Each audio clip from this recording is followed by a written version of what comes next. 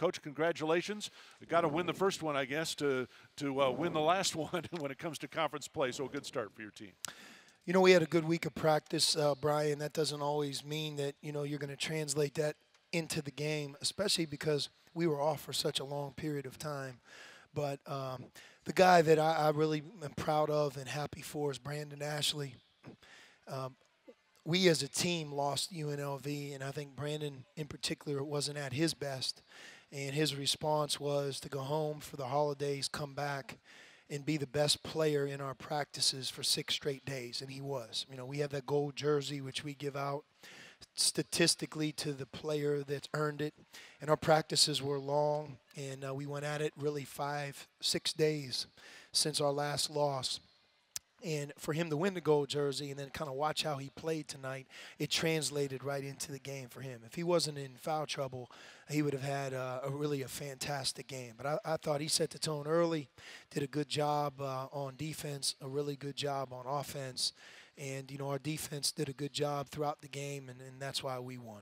Brandon's not known as a quote-unquote three-point shooter, but he has a lot of confidence with that shot outside. Does he not? Well, one of the things that he spent a lot of time on since he was injured last February is that. For 3 months, he wasn't able to do a lot else. I mean, he was learning how to run again and going through the rigors of rehab and lifting weights, trying to keep his conditioning up by running underwater. But he's been cleared for the longest time shooting.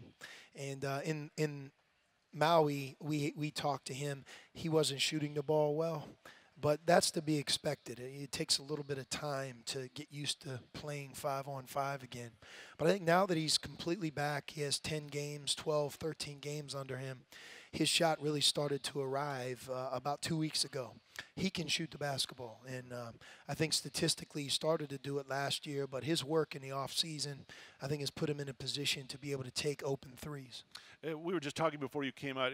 At least from our vantage point, it looked like you increased your rotation a little bit. We're getting guys in and out on a little faster pace. Was that planned, or? Well, we've played 9 players from day one, and we believe in our bench. The continued development of the guys that don't start, it's really important. And between foul problems, just sometimes a change in personnel, it can really give us some momentum that we need. And, we're getting ready to play 2 games in 4 days in Oregon. Well, you just can't ride the 5. We learned a lot of things in our UNLV game, and I think one of the things is we played those starters too many minutes. And when you play them that many minutes with how we're trying to play defense, things start breaking at the seams. So I think the guys coming in the game, they also had a very good week of practice, Doosan, Parker, and it was good to see them get out there and play today. You talked earlier this week about the fact that your team is playing faster than it has since you arrived, and it looked like maybe they sped things up a little more tonight and still were able to take good shots. Our shooting percentages are fine. We had some untimely turnovers tonight. I think out of ASU's 49 points, to me they had 5 or 7 of them right off of a turnover, which they just took it coast to coast and scored it. We're a team that should be able to play with 10 or fewer, 11, 12 turnovers at the most. And how many did we end up with tonight? 14, okay. I believe. 15, sorry, 15. You take 3 or 4 of those turnovers away and, get a couple more shots at the basket. Instead of 73 points, we have maybe 80 points. But we did shoot the ball better from the foul line. I'm confident that as long as we stay with it, that the percentage we shot in non-conference will incrementally rise. We won't go from, what we shot then to being the best in the conference, but we're clearly better than we've shown, and that's going to be important for us moving forward. I have to ask you about free throws because it was really good tonight. 16 of 19 on the game.